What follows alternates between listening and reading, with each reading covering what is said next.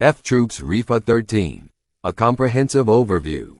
FxTROOP's RIFA 13, also known as FxTROOP, is a prominent Hispanic street gang based in Orange County, California, particularly in the city of Santa Ana. Established in the mid-1960s, it is one of the oldest and largest gangs in the area. The FxTROOP gang, also known as FxTROOP's RIFA 13 or FTR, got its name in a rather unusual way.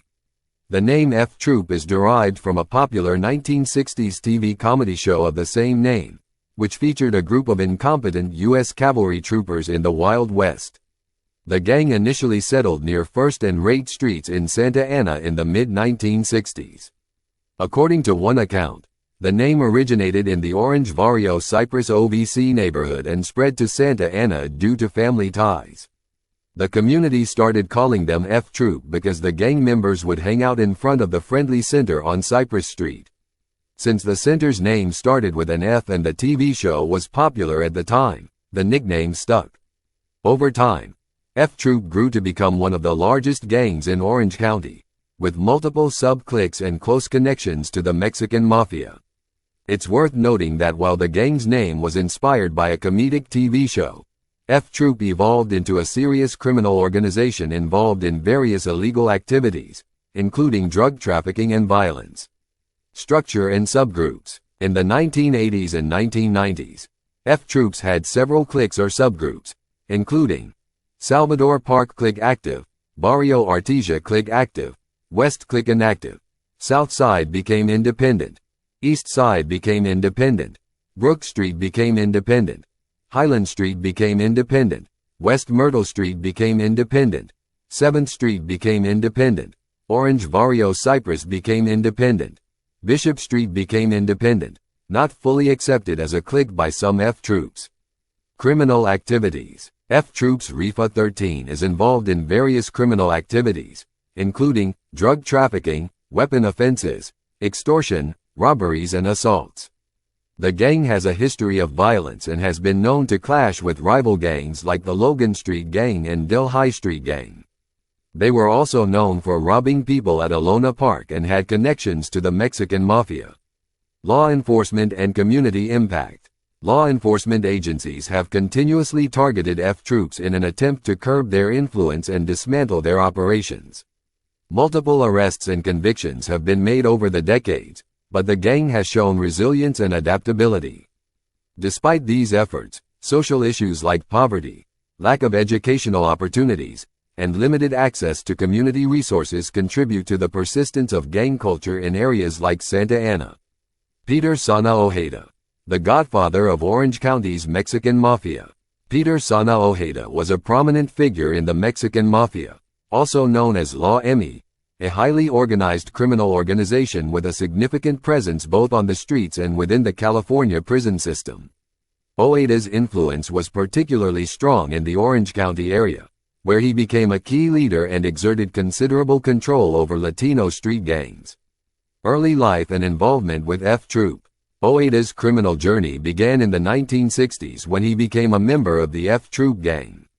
FxTROOP, one of the largest and most violent gangs in California, was formed in the Santa Ana area by primarily Hispanic members. Over the years, FxTROOP grew in numbers and influence, becoming a significant player in the local gang landscape. Rise to power in the Mexican Mafia. Ojeda's association with FxTROOP paved the way for his entry into the Mexican Mafia. His reputation and leadership skills allowed him to rise through the ranks of La M, becoming one of its most respected and feared members. By the early 1990s, Ojeda had established himself as the godfather of the Mexican Mafia in Orange County.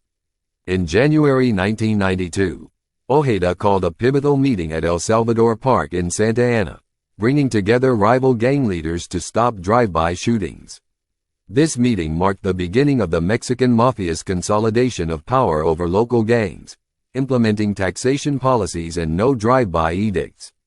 Ojeda's leadership was instrumental in transforming the Mexican Mafia's operations from prison-based activities to street-level control. It was Saturday afternoon in January 1992 when Peter Sana Ojeda delivered a message to hundreds of gangsters at El Salvador Park: stop the drive-by shootings.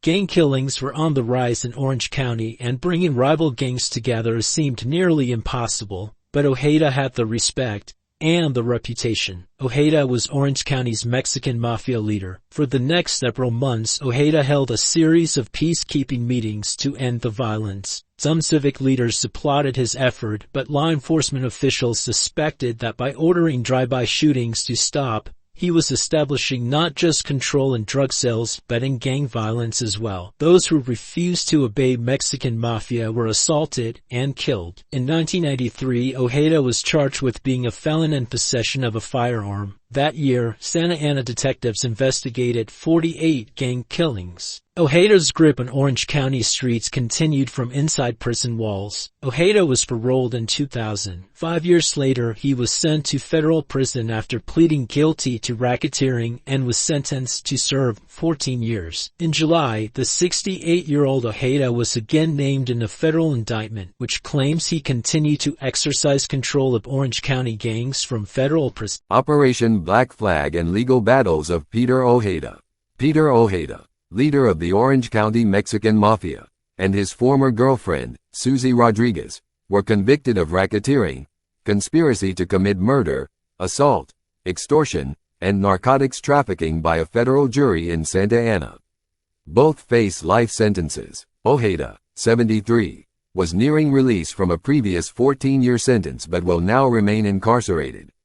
The convictions stem from Operation Black Flag, a large-scale law enforcement effort that led to nearly 100 indictments. OJEDA, known as Sana, the Big Homie, and El Señor, was involved in a power struggle with former ally Armando Moreno, who became his chief rival and testified against him. Moreno, 44, had initially been an ally but turned informant, revealing details about OJEDA's control over gang activities. OJEDA's criminal defense lawyer, Craig Wilkie, argued that other gang members, including Moreno and Glenn Navarro, were using OJEDA's name for their own criminal schemes. Navarro, a Law ME tax collector, testified that OJEDA was still directing gang operations from prison. Rodriguez's defense lawyer, Karen Kenny, contended that Rodriguez was merely OJEDA's girlfriend and not involved in his criminal activities. Despite these defenses, the jury found both OJEDA and Rodriguez guilty, sealing OJEDA's fate as a lifelong prisoner. In July 2011, law enforcement launched Operation Black Flag, a massive crackdown on the Mexican Mafia's operations in Orange County. This operation resulted in the arrest of 99 members and associates of the Mexican Mafia, including 26 of 57 federal defendants. The operation revealed the extensive reach of OJEDA's influence, even while he was incarcerated.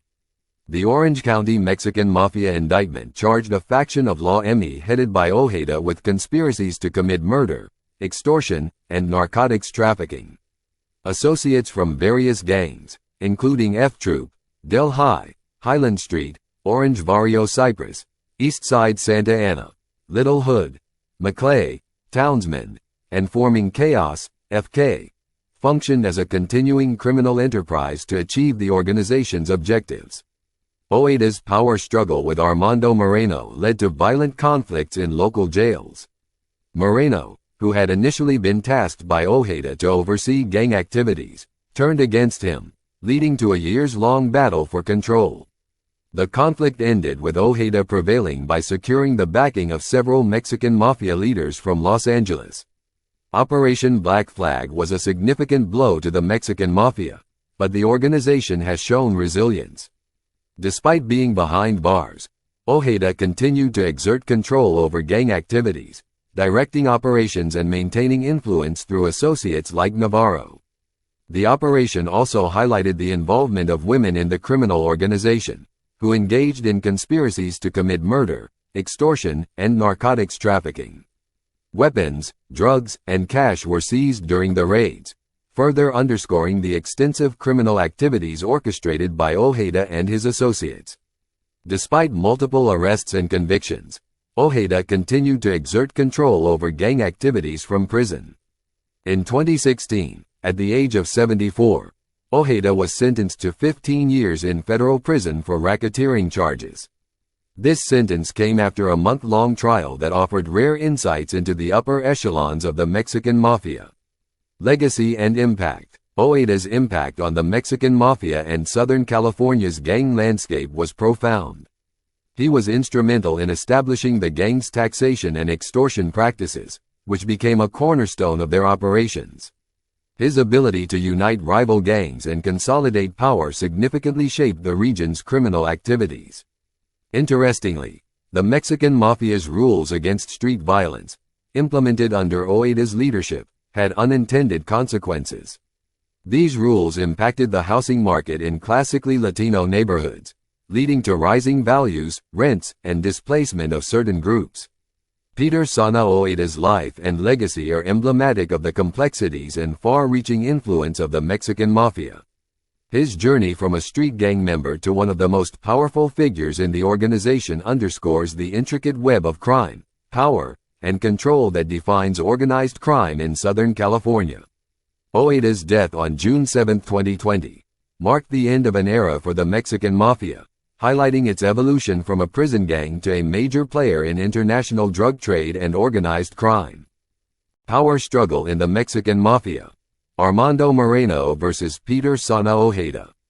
The Mexican Mafia, also known as La M, is a notorious prison gang with deep roots in California's criminal underworld.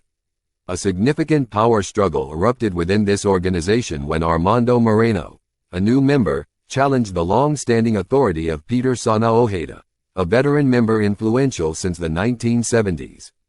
The rise of Armando Moreno. Armando Moreno joined the Mexican Mafia in 2007, quickly establishing himself as a top moneymaker with connections to drug suppliers, Armenian organized crime, and identity theft operations.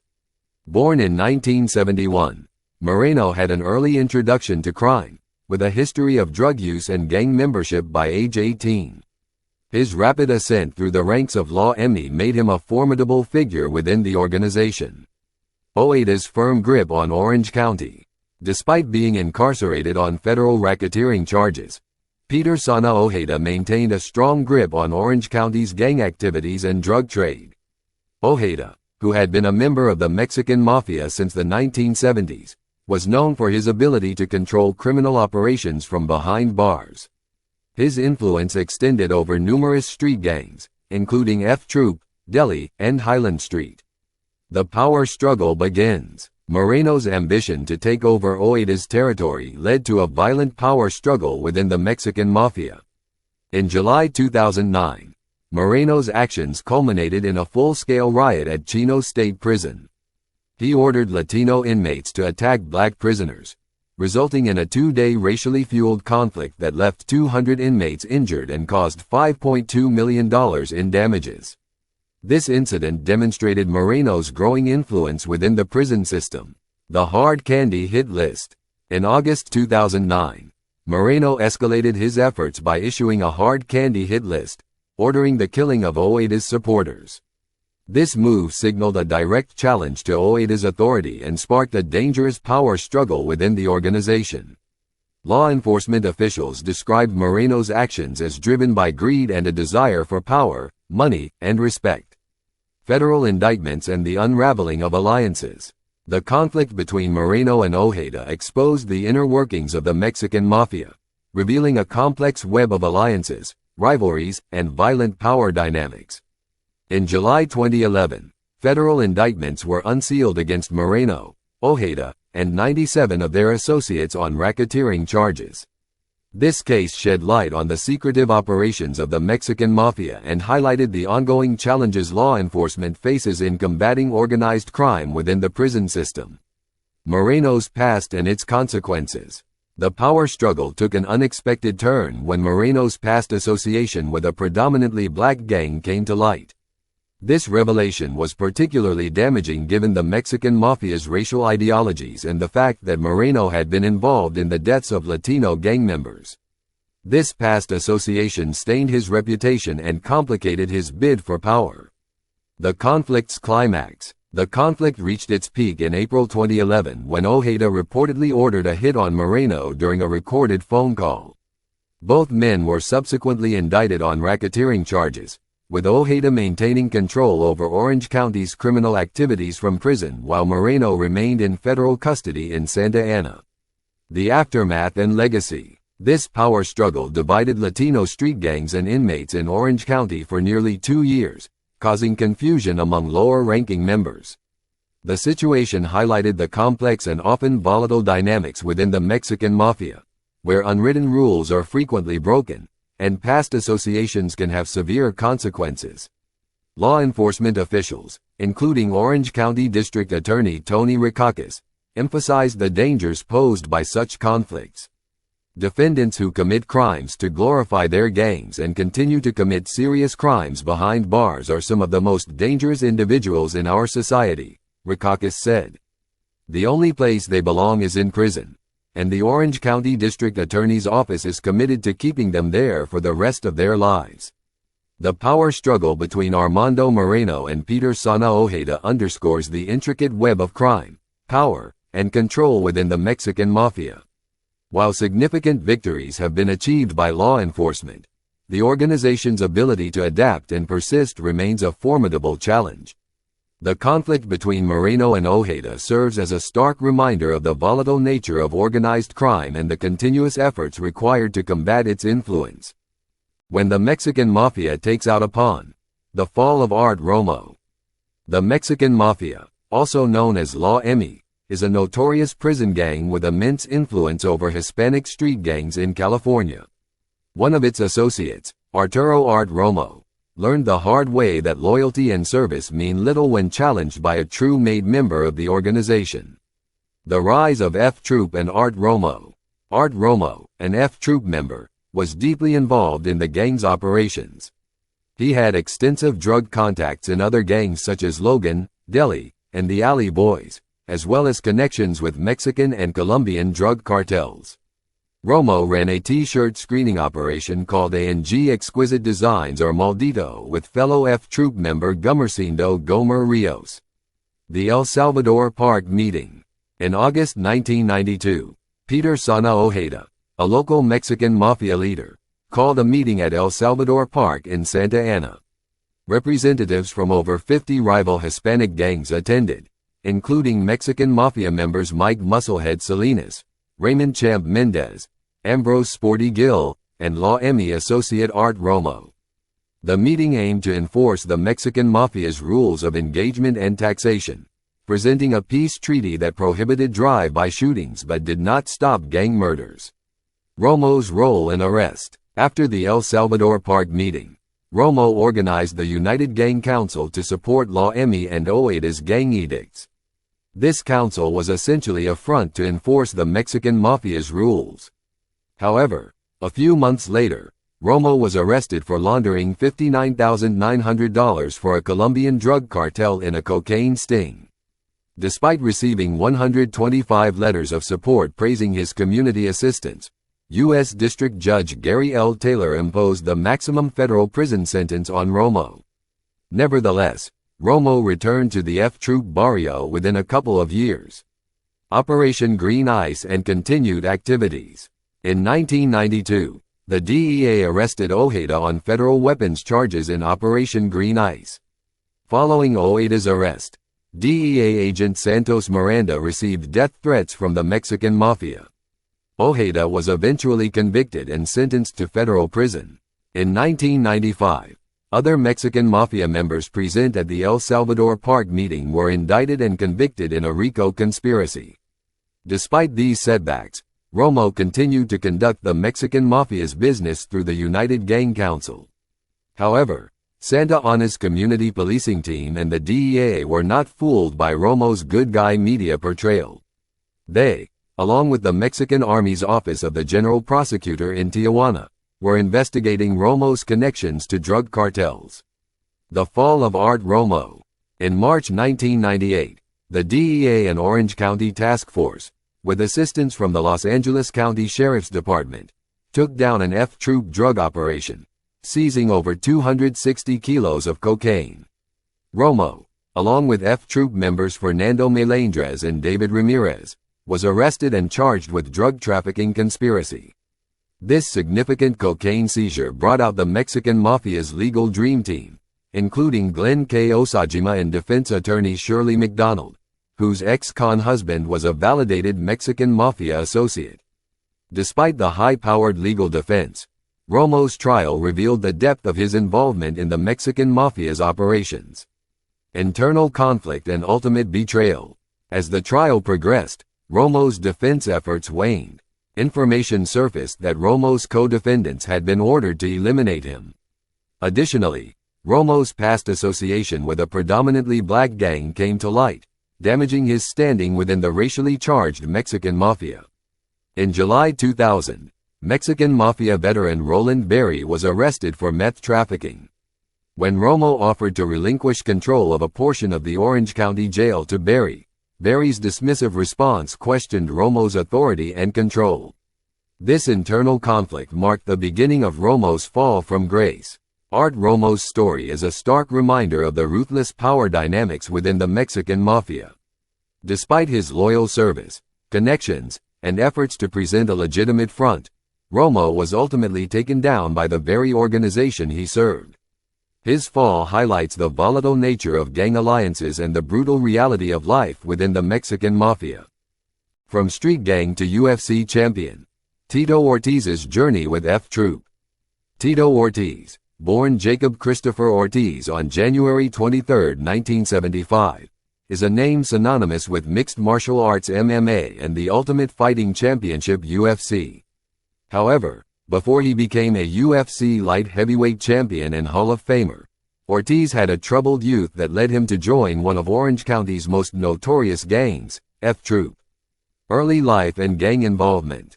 Ortiz's childhood in Santa Ana, California, was far from idyllic. Born to parents who were heroin addicts, he was exposed to a harsh environment from a very young age. By the time he was 5, Ortiz had already experimented with beer and cigarettes.